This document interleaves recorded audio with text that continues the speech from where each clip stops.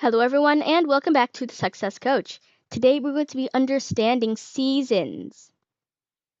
When does the Southern Hemisphere experience winter? First, let's visualize this with a globe. This is the Earth, or imagine it to be the Earth. This right here is the Sun. Now, obviously, the Sun is much bigger than the Earth. Okay, so this is the Sun. The sun's rays go onto the earth, making the earth warm in some places and cold in the others. So, the part that is facing the sun is experiencing summer or spring.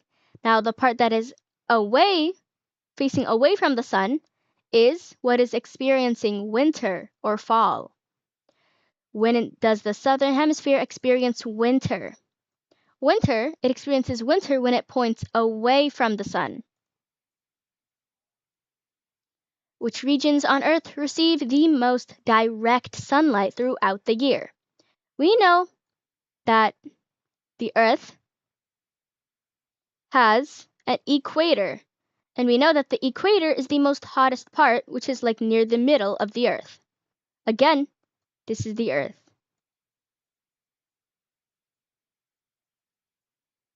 So this is the Earth, and this is the equator. I'm going to write it with an E for now. Okay, so this part gets the most sunlight, which is the equatorial regions. When it is winter in the southern hemisphere, what season is it in the northern? We know that the southern and the northern are completely the opposite, completely opposite. So if they're opposite, that means their seasons will also be opposite. When it is winter in the southern, it will be summer in the northern. What causes Earth's seasons? We know that the Earth has a slight tilt to it, which is the reason why some places are more warmer than others. So, changes in Earth's tilt relative to the sun.